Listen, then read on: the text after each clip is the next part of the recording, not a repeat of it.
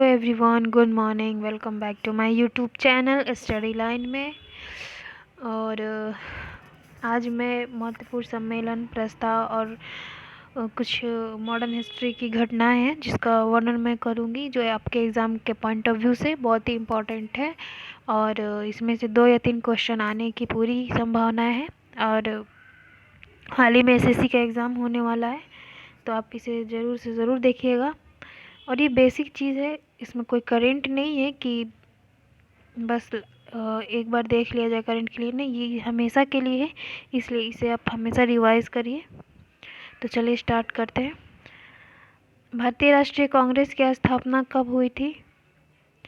तो भारतीय राष्ट्रीय कांग्रेस की स्थापना 1885 में हुई थी। डेट था 28 दिसंबर। और कुल 78 प्रतिनिधियों ने भाग लिया था फर्स्ट टाइम जो हुआ था उसमें। और अध्यक्ष थे डब्ल्यू.सी. बनर्जी।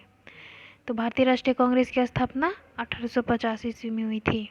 और किसने किया था? तो एक रिटायर्ड ब्रिटिश अधिकारी थे, ए.ओ. ह्यूम, उन्होंने किया था। बंग भंग आंदोलन, जिसे स्वदेशी आंदोलन कहा जाता है, ये कब हुआ? तो 1905 में। उस टाइम का वायसराय कर्जन था, जिसने 16 जुलाई 1905 को बंगाल विभाजन की घोषणा की थी और लागू हुआ था 16 अक्टूबर 1905 को। तो ये बंगाल विभाजन के विरोध में चलाया गया बंग भंग आंदोलन था। मुस्लिम लीग की स्थापना हुई थी 1906 ईस्वी में। और ढाका के नवाब सलीमुल्लाह और भी 2-3 मुस्लिम थे, जिन्होंने मिलकर 1906 ईस्वी में मुस्लिम लीग की स्थापना की थी। कांग्रेस का बंटवारा हुआ था 1907 में, जिसे सूरत विभाजन के नाम से जाना जाता है। आप लोग मॉडर्न हिस्ट्री में पढ़िएगा तो पूरा डिटेल में ये चीज़ है। ये बस मैं वन लाइनर लाई हूँ ताकि आप लास्ट टाइम में रिवीजन कर लें, आपका डेट और जो कुछ घटना है माइंड में फिट हो जाए। तो कांग्रेस का विभाजन कब हुआ था? 1907 में। इसे सूरत विभाजन कहते हैं। उस टाइम उदारवादी और उग्रवादी 2 गुट थे, दोनों के विचारों में भिन्नता थी।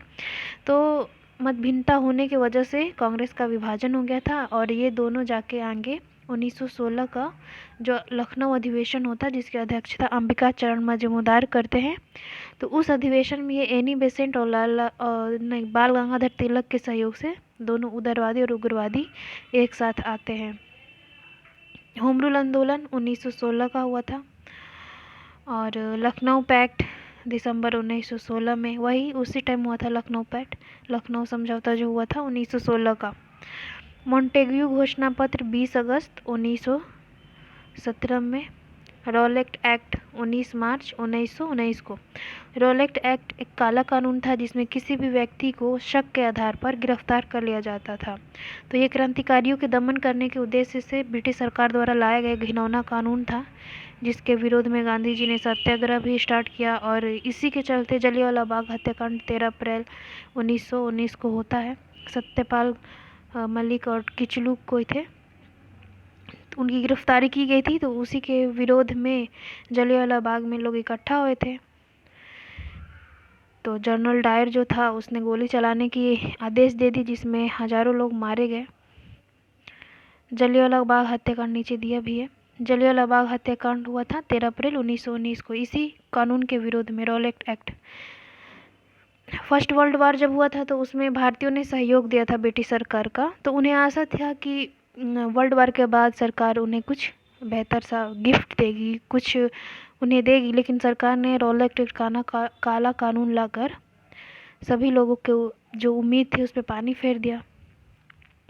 खिलाफत आंदोलन 1919 का। फर्स्ट वर्ल्ड वार के बाद जो तुर्की के खलीफा था, उसके साथ ब्रिटिश सरकार ने अपमानजनक व्यवहार किया। तो उसी के विरोध में ये खिलाफत आंदोलन चला। हंटर कमेटी की रिपोर्ट प्रकाशित की गई थी 18 मई 1920 ईस्वी को। ये जलियांवाला बाग हत्याकांड की जांच के लिए गठित की गई थी हंटर कमेटी। कांग्रेस का नागपुर अधिवेशन दिसंबर 1920 ईस्वी में हुआ था।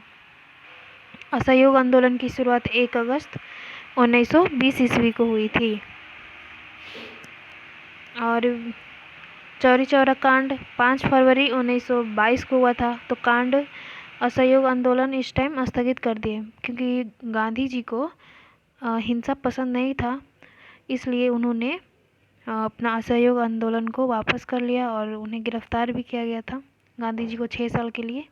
लेकिन तबीयत खराब होने की वजह से उन्हें फिर रिहा कर दिया गया कुछ सालों में ही।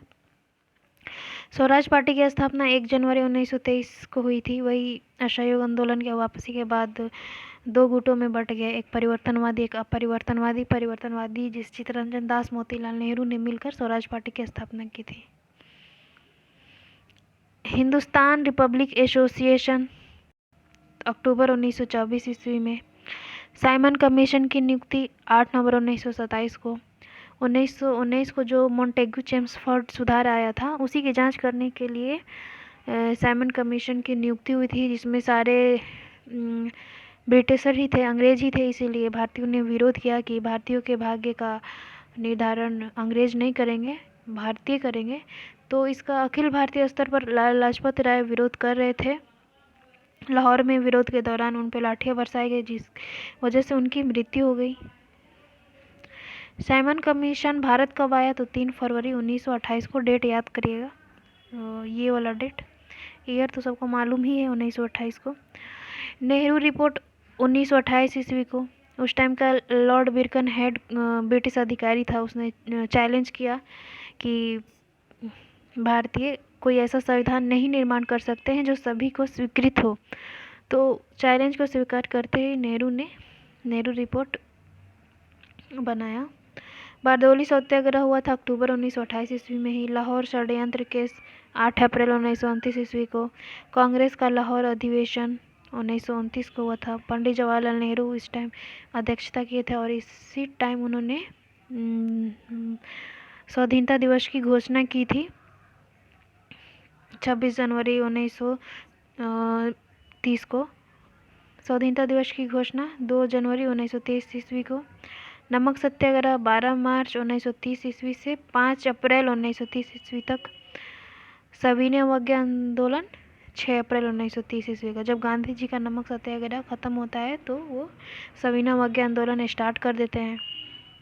तो सविनय अवज्ञा आंदोलन का प्रभाव पूरे भारतीय स्तर पर इतना ज़्यादा बढ़ गया था कि ब्रिटिश सरकार हिल गई थी और गांधी जी को सविनय अवज्ञा आंदोलन रोकने के लिए इरविन को भेजती है। इरविन गांधी के बीच में समझौता होता है, तो गांधी जी मान जाते हैं और सविनय अवज्ञा आंदोलन रोक देते हैं और द्वितीय गोलमेज सम्मेलन में भाग लेने के लिए वो राजी हो जाते हैं। तो एकमात्र द्वितीय गोलमेज सम्मेलन ही था जिसमें कांग्रेस ने भाग लिया था और कांग्रेस के तरफ से गांधी जी गए थे। लेकिन वहाँ पे कुछ बात नहीं बनी सांप्रदायिकता के मुद्दे पे। गांधी जी पीछे हट गए और आकर वापस उन्होंने सविनय अवज्ञा आंदोलन स्टार्ट कर दिया। प्रथम गोलमेज सम्मेलन कब हुआ? 12 नवंबर 1930 को। गांधी इरविन समझौता, डेट ये गलत है, 5 मार्च होगा। 5 मार्च 1931 को हुआ था गांधी इरविन समझौता। द्वितीय गोलमेज सम्मेलन 7 सितंबर 1931 को। एकमात्र यही सम्मेलन है जिसमें गांधी जी गए थे कांग्रेस के तरफ से। तो एग्जाम में पूछ देगा कि कांग्रेस ने किस अधिवेशन में मतलब किस गोलमेज सम्मेलन में भाग लिया था, तो दूसरे गोलमेज सम्मेलन में, और वो भी गांधी जी गए थे। और तीनों गोलमेज सम्मेलन में भीमराव अंबेडकर शामिल थे दलित को मुद्दे को लेकर। मुस्लिम लीग भी शामिल थी मुसलमानों के मुद्दों के लेकर। कैमनवेल अवार्ड, जिसे सांप्रदायिक पंचाट कहा जाता है, 16 अगस्त 1932 को। इसी में जो दलित जाति हैं उनको पृथक निर्वाचन की व्यवस्था मुसलमानों की तरह करने की बात कही गई थी। गांधी जी इसके खिलाफ पूना के यरौदा जेल में आमरण अनशन स्टार्ट कर देते हैं। फिर भीमराव अंबेडकर और गांधी जी के बीच में बातचीत होती है, सहमति बनती है जिसमें आरक्षण दिया जाता है। पूना पैक्ट सितंबर 1932 ईस्वी में हुआ था। शेयर ज़्यादा से ज़्यादा ज़रूर करिएगा। तीसरा गोलमेज सम्मेलन हुआ था 17 नवंबर 1932 को। तो फर्स्ट हुआ था 1930 को, सेकंड हुआ था 31 को, थर्ड हुआ था 32 को। कांग्रेस सोशलिस्ट पार्टी का गठन मई 1934 में। फॉरवर्ड ब्लॉक का गठन 1 मई 1939 में कौन करता है? सुभाष चंद्र बोस। मुक्ति दिवस 22 दिसंबर 1939 को। ये मुस्लिम लीग बनाता है। जब कांग्रेस के चुने हुए जितने प्रांत थे उन्होंने त्यागपत्र दे दिया था, तो मुस्लिम लीग खुश होकर 22 दिसंबर 1939 को मुक्ति दिवस मनाता है। पाकिस्तान की मांग 24 मार्च 1940 ईस्वी को। अगस्त प्रस्ताव 8 अगस्त 1940 को। इस प्रस्ताव में पहली बार संविधान सभा निर्माण करने की बात कही गई थी। क्रिप्स मिशन का प्रस्ताव मार्च 1942 में, ये दोनों प्रस्ताव असफल हो जाता है क्योंकि दोनों के मुद्दे अप्रासंगिक नहीं थे सिचुएशन के हिसाब से। डोमिनियन स्टेटस देने की बात कही थी, लेकिन अब पूर्ण स्वराज की मांग हो रही थी। भारत छोड़ो आंदोलन 8 अगस्त 1942 में, इसी टाइम गांधी जी ने डू और डाई का नारा दिया था। शिमला सम्मेलन 25 जून 1945 को, नौसेना विद्रोह 19 फरवरी 1946 को, प्रधानमंत्री इटली की घोषणा 15 मार्च 1946 को, कैबिनेट मिशन का आगमन 24 मार्च 1946 को, प्रत्यक्ष कार्यवाही दिवस 16 अगस्त 1946 को, ये भी मुस्लिम लीग मनाता है।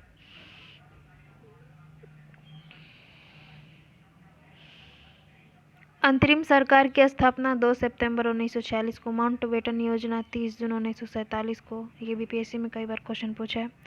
आज़ादी मिली 15 अगस्त 1947 को। स्वतंत्र भारत हम गवर्नर जनरल कौन थे? तो लॉर्ड माउंटबेटन थे। और पाकिस्तान में कौन थे? मोहम्मद अली जिन्ना थे। लॉर्ड माउंटबेटन को लगता था कि वो दोनों जगह के गवर्नर जनरल होंगे, लेकिन वो पाकिस्तान के जिन्ना बन जाते हैं, भारत के यही रहते हैं। भारत के प्रथम वायसराय कौन थे? तो ये लॉर्ड कैनिंग। 1858 ईस्वी में गवर्नर जनरल का पद समाप्त करके वायसराय का पद का सृजन होता है। तो उस टाइम 1857 की क्रांति के टाइम यही गवर्नर जनरल थे, कैनिंग। लेकिन 1857 क्रांति के पश्चात बहुत चीज़ें बदल गई। ब्रिटिश सरकार ने बहुत सारी नीतियों को परिवर्तन कर दिया, डायरेक्ट अपने हाथ में ले लिया देश का शासन संचालन, कंपनी को हटाकर। तो उसी टाइम वायसराय का पद का सृजन होता है और पहले वायसराय कैनिंग ही बनते हैं। भारत की प्रथम महिला राजदूत कौन थी? विजय लक्ष्मी पंडित। भारत के प्रथम परमाणु रिएक्टर का क्या नाम है? अप्सरा। भारत की प्रथम महिला पायलट कौन थी? प्रेमा माथुर। भारतीय वायुसेना की प्रथम महिला पायलट हरित कौर देओल।